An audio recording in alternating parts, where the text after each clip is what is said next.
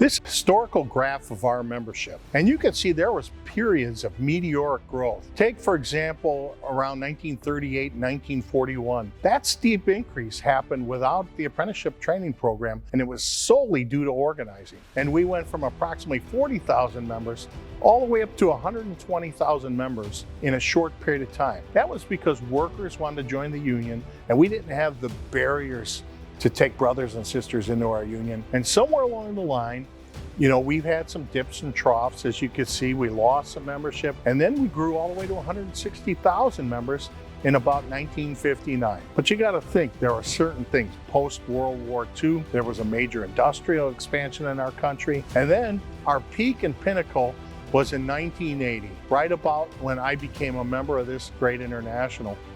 We had 182,000 members.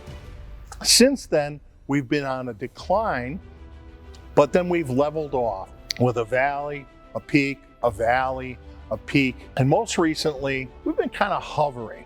And I'm not really proud of that record to just say we're treading water. What it's told us is we've been unable to experience market share growth.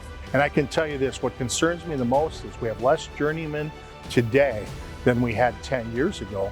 And we're relying on the apprenticeship ratio to have our number. Where we're at today, we would have a hard time packing a Power 6 or Power 12 football program's football stadium. That's a scary thought with active ironworkers. The active ironworkers that wear tool belts or go on the shop floor and carry a toolbox and a lunch bag. We need to take advantage of this increase in market share. If you look at the last 10 years, you can see we've gone from 93 to 95,000. That's our active number. We can get fooled into talking about what our gross number is with our retirees.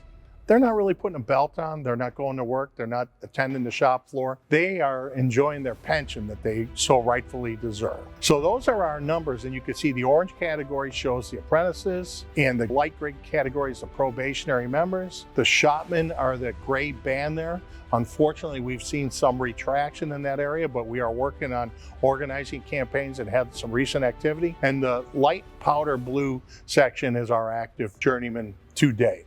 67,000. It's a scary number to me when you can see what the work forecasts are in the next ones. You have to understand, when we take our members in through our apprenticeship, the black bar on the top of the graph indicates the amount of apprentices on an annual basis. The scary part is we're graduating about 50% of those apprentices. So if we keep a 20% number of our membership, we're really only netting 10% out of the spigot or the pipeline for where our apprenticeship graduates are. The blue line indicates the actual A to J. So apprenticeship, they enter in, they complete their apprenticeship, and they come out. So we're getting about 2,000 apprentices a year at our current rate. That's not enough for the forecasted amount of work. And there's only one real source of where another source of workers are, and that's through the organizing activity with the open shop. So if you look on the bottom slide, one of the things that we've given through our computer system with our membership to the locals is we can actually forecast how many members are set to retire. We have 20,528 current active members that'll probably retire in the next 10 years. That's a scary thought. Are our apprenticeship numbers only going to keep up with that number, or are we going to exceed that number? We showed you on that last slide, we're graduating about 2,000 apprentices a year. So every 10 years, we're going to turn out